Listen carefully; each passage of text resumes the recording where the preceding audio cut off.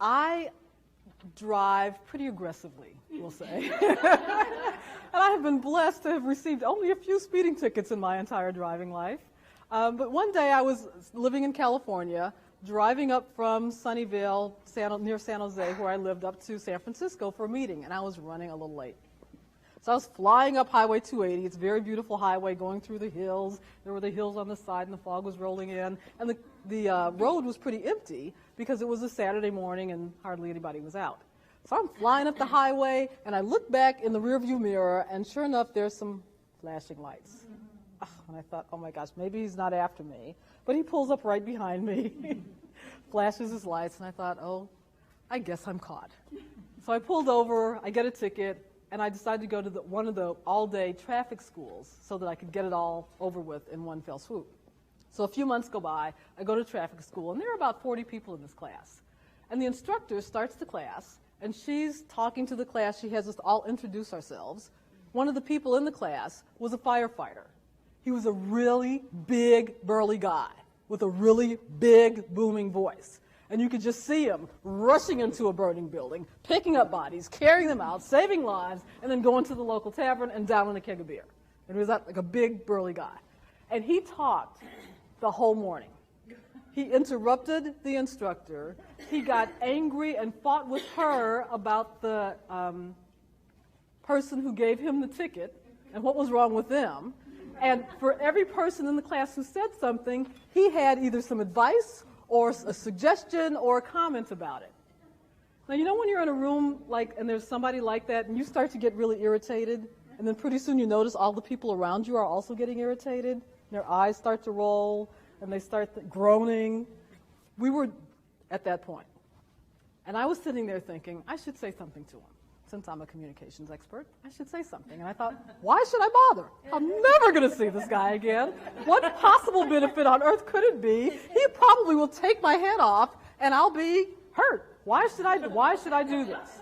But I kept, every time he opened his mouth, I thought, oh my God, I can't stand the whole day of this. So I thought, I'm going to say something to him. So we get to the first break, and I'm about to approach him when I see him walking out with somebody else, giving her his sage advice, I'm sure, on something she had said earlier. And I thought, oh, I'm off the hook. So I turn around to pick up my things, and when I turn back around to leave, he's standing right in front of me. And I thought, I guess I'm not off the hook. So he gives me whatever sage advice he had for me about something that I had shared. And when he finished, I said, you know, I'm glad you came over. And I'm afraid to say this because I don't know how you're going to react. But every time you open your mouth, I get irritated. And then I stood there. And his reaction was, I'm sorry, I get a lot of that. And I thought to myself, I bet you do. And he said, I'll try to be better.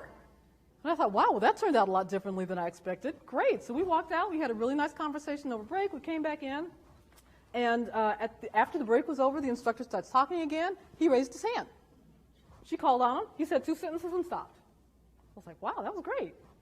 Time goes on. She calls on him again. He raises his hand. She called on him. He said his 2 sentences, put his hand down, stopped talking. One more time. He raised his hand. She didn't call on him right away. He kept his hand up, politely, quietly. She called on him. He said a couple of sentences and stopped. I was like, wow, this is great. One more time, he raised his hand. She, again, didn't call on him right away. And this time, when she does call on him, before he speaks, he turns to me, and he says, how am I doing? The whole class turned to me like, you said something to him? And I said, you're doing great. Thank you. I'm proud of you. You're doing fabulous. This is great. So we never know what's going to happen when we make those requests. So start where you are. I was afraid if I said anything, he was going to get angry. So when we do that, it really does kind of take the wind out of their sails and lets them feel where you are so that it's not you attacking them, it's just you expressing